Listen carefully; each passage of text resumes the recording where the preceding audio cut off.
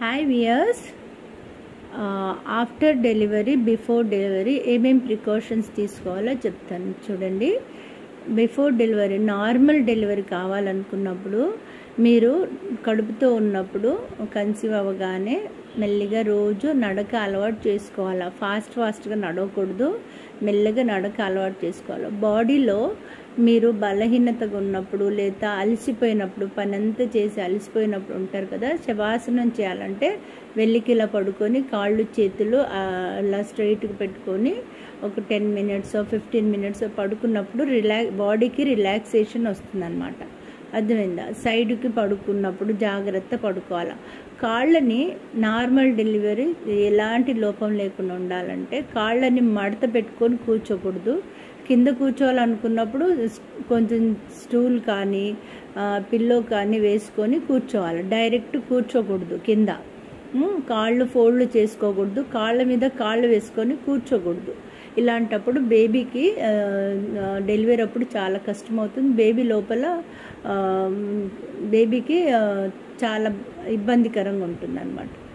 అర్థమైందా? ఇంకోటి, డెలివరీ ముందు వెళ్ళే ముందు భర్త భార్యని చాలా ప్రేమగా చూసుకోవాలా. భర్త భార్యలు కలవాలా.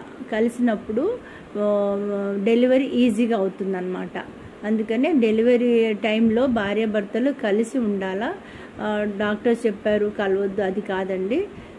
డెలివరీకి ముందు గంట ముందు కూడా భార్యాభర్తలు కలిసినప్పుడు డెలివరీ ఈజీగా అవుతుంది. లేకపోతే డెలివరీ చాలా కష్టం అవుతుంది. ముస్లిం చూసారండి, వాళ్ళ భర్తలు చాలా ప్రేమిస్తారు కదా, అప్పుడు వాళ్ళు పుసపుస వెళ్తారు, పుసపుస కనేస్తారు. ఎంతమంది ముసలితనం వరకు వాళ్ళు బిడ్డల్ని కంటూనే ఉంటారు. వాళ్ళకి ఎలాంటి బాధ ఇబ్బంది ఉండదు కదా, అదనమాట. డెలివరీ అట్లా నార్మల్ డెలివరీ అవుతుంది.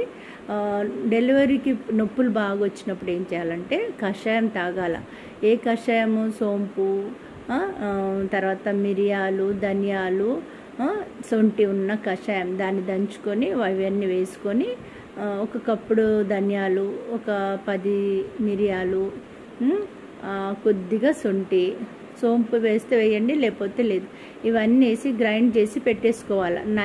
9th month పడుతుంది అన్నప్పుడు, లేకపోతే 8th month పడుతున్నప్పుడు, ఎప్పుడన్నా నొప్పులు వచ్చినప్పుడు వెంటనే ఒక గ్లాస్ నీళ్ళల్లో 2 స్పూన్లు వేసి మరిగించి దాన్ని వడగట్టి ఆ కషాయాన్ని తాపించాలి. అప్పుడు నొప్పులు పోతాయి అన్నమాట. ఈజీగా డెలివరీ అయిపోతుంది. నొప్పులు లేకుండానే డెలివరీ అయిపోతుంది. ఇది డెలివరీ నార్మల్ డెలివరీ ఎలా అవుతారు. ఆఫ్టర్ డెలివరీ మీరు ఏం చేయాలంటే వేడి పదార్థాలే తినాలి. చల్ల పదార్థాల జోలికి అస్సలు వెళ్ళకూడదు. కడుపుతో ఉన్నప్పుడు వేడి పదార్థాలు తినకూడదు. డెలివరీ అయిపోయిన తర్వాత చల్ల పదార్థాల జోలికి అస్సలు వెళ్ళకూడదు. ఐస్ క్రీమ్ జోలికి అస్సలు వెళ్ళకూడదు. బేబీకి తల్లికి ప్రాణానికి ప్రమాదం ఉంటుంది చల్ల పదార్థాలు తినడం. బాగా అరిస్తే పళ్ళన్నీ ఊడిపోతాయండి. అంటే బాలింత అరిచింది అనుకోండి, పళ్ళన్నీ లూజ్ అయిపోతాయి. తర్వాత కంటి చూపు దెబ్బతింటుంది. అరవడం కానీ ఏడవడం కానీ చేయకూడదు. అర్థమైందా? కొంతమందికి ఆడపిల్లలు పుట్టంగానే ఏడుస్తూ ఉంటారు కదా, ఏడ్చే తల్లులు దురదృష్టవంతమైన తల్లులండి. ఆడపిల్లలు పుడితే ఇంటికి ధనం తెస్తారు కదా, అదే పెద్దగా అయిన తర్వాత మనం కట్నం ఇచ్చి పంపిస్తామేమో, కానీ ఆడపిల్ల ఇంట్లో తిరిగినప్పుడు, ఆడపిల్ల ఇంట్లో ఉన్నప్పుడు ఇల్లు శుభ్రంగా ఉంటుంది, నెమ్మదిగా ఉంటుంది కదా. మగపిల్లల కన్నా ఆడపిల్లలే గ్రేట్ అండి, ఇవాళ రేపు కదా. ఏ బిడ్డ పుట్టినా దేవుడిచ్చిన సంతానం అని సంతోషించాలి. ఏడవకూడదు, బాలింతలు ఏడవకూడదు, అరవకూడదు, బాధలు పెట్టుకోకూడదు. కడుపుతో ఉన్నప్పుడు అస్సలు చింతపడొద్దు, చెడ్డయి వినకూడదు. ప్రశాంతంగా ఉన్నప్పుడు మంచి బిడ్డలు పుడతారనమాట. డెలివరీ అయిన తర్వాత ఏడవకూడదు, అరవకూడదు, తర్వాత తినకూడదు. ఆయిల్ ఫుడ్ అస్సలు తినకూడదు. అర్థమైందా? ఆయిల్ ఫుడ్ అస్సలు తినకూడదు. నేను ఇంకోటి బిఫోర్ వీడియోలో చెప్పాను ఏవేవి తినకూడదు కడుపుతో ఉన్నవాళ్ళు అన్నాను కదా. కడుపుతో ఉన్నప్పుడు బజ్జీలు బోండాలు తినకూడదండి. బేబీకి జాండీస్ వచ్చే ప్రమాదం ఉంది. ఆయిల్ ఫుడ్ బయటివి అస్సలు తినకూడదు. ఇంకోటి, బజ్జీ బోండాలు తినబుద్ధి అయితే ఇంట్లోనే చేసుకొని ఆయిల్ని టిష్యూ పేపర్తో తీసేసి తినండి. లేదంటారా బేబీకి జాండీస్ వచ్చే అవకాశం ఉంది, ఇంక్యుబేటర్లో పెడతారనమాట. అందుకనే బజ్జీ బోండాలు తినకూడదు.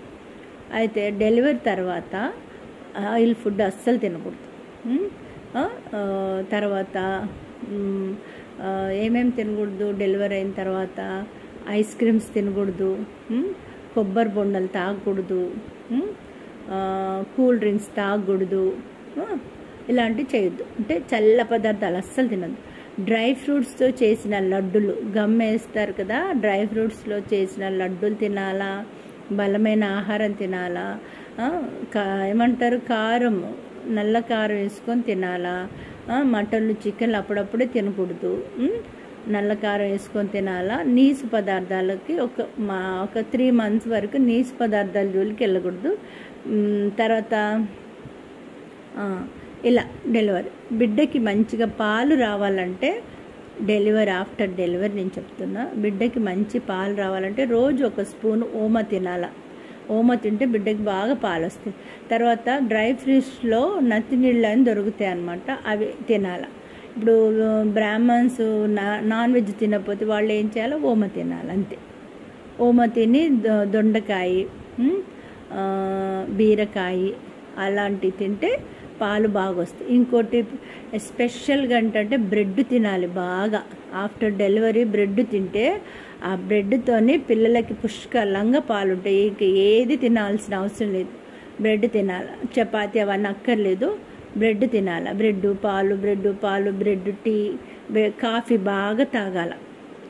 ఇప్పుడు డెలివరీ అయిపోయిన తర్వాత కాఫీలు బాగా తాగాల, అర్థమైందా? ఇంకా మీ తర్వాత కొన్ని రోజులు 6 months వరకు పచ్చిమ ఉండాలి. నీళ్ళల్లో చేతులు పెట్టొద్దు, చేసేవాళ్ళు లేకపోతే వేడి నీళ్ళు కాసుకొని వేడి నీళ్ళు చేతులు పెట్టుకుంటే పనులు చేసుకోండి. వేడి నీళ్ళు లేదా పని అంతా అవుతున్నప్పుడు మధ్యలో వేడి నీళ్ళు పక్కకు పెట్టుకుని అందులో చేతులు పెట్టి మళ్ళీ పని చేసుకోండి. మళ్ళీ తర్వాత ఉంటాయి కదా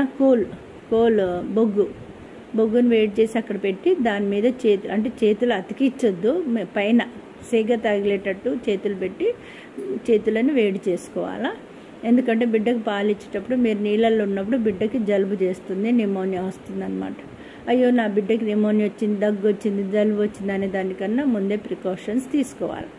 తర్వాత రోజు జిందా తిలస్మత్ తాగాలి.